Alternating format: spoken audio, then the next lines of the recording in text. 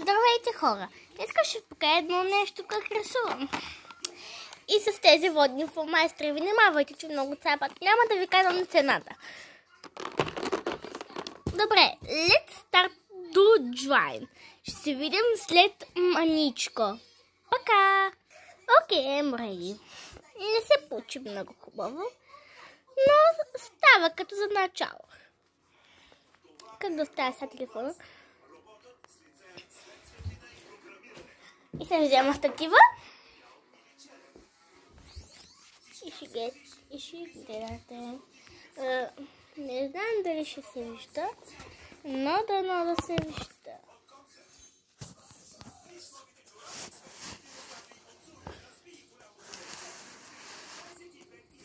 Надявам се да виждате ягодата. Надявам се да я виждате. Виждате я.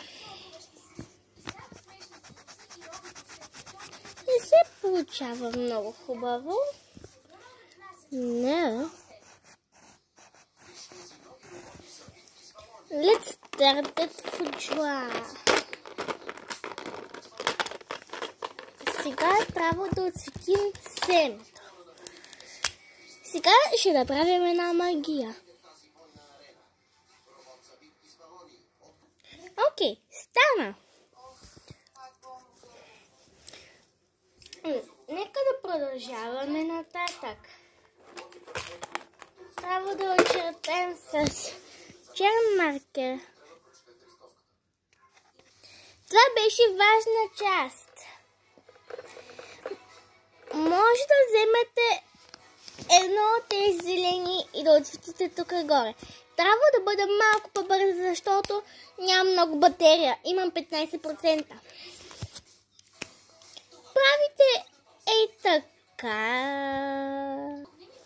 Добре. Направихме го. Взимате двете зелени, отсветявате с най-светлото и после правите чертите. И сега ще ви го приближа. Ето и така стане. Добре.